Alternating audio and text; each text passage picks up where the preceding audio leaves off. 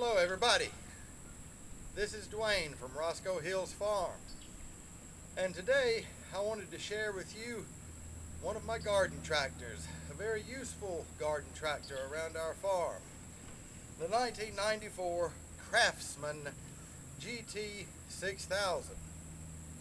It's a lovely garden tractor, and I wanted to show you a couple of the features that you don't get to see very often, which is mainly this front scoop. Now, it's not a front end loader, but it is a front scoop, and it does a really good job at picking up dirt, picking up rocks, and more especially around a farm who primarily goes organic like we do, manure.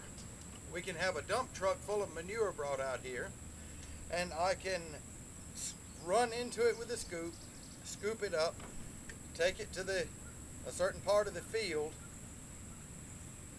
dump it, lower the scrape blade down that I've got attached to the Craftsman sleeve hitch, and scrape it out into the field. It's lovely.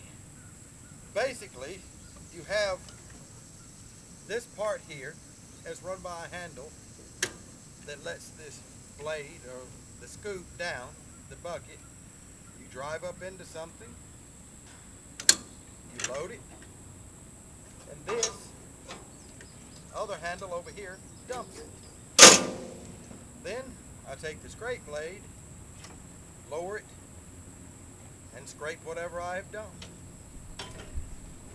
I love this machine. Usually I stick with Alice Chalmers garden tractors, and I have had one other Craftsman garden tractor in the past, but this one is doing a very good job for us. It has 18 horsepower Kohler engine, twin. As you can see, I've got ag tires on it along with the Craftsman weights, and it's very center of gravity type tractor, and it really has the pulling power. I get a lot of good use out of it. I will show you a little bit more of the bucket here now. There is the front end scoop, or the bucket, however how you'd like to call it, and you can see the right handle that raises and lowers it, and the left handle that dumps.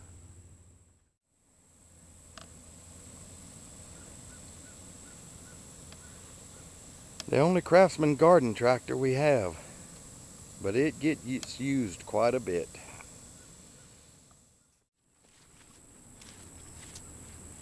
Now, this is a Brinly scrape blade. I think it's 42 inches, and like I said, I've got the Craftsman sleeve hitch on here, and it's very effortlessly. It's very without effort to raise and lower this. I had one that used this handle on the garden tractor, and it's very hard. It takes a lot to pull it back and forth. This one is hardly nothing to it. And I've run moldboard plows, various things with it. It does a remarkable job. The Craftsman sleeve hitch and the Brinly scrape blade. You wouldn't believe how handy that thing is.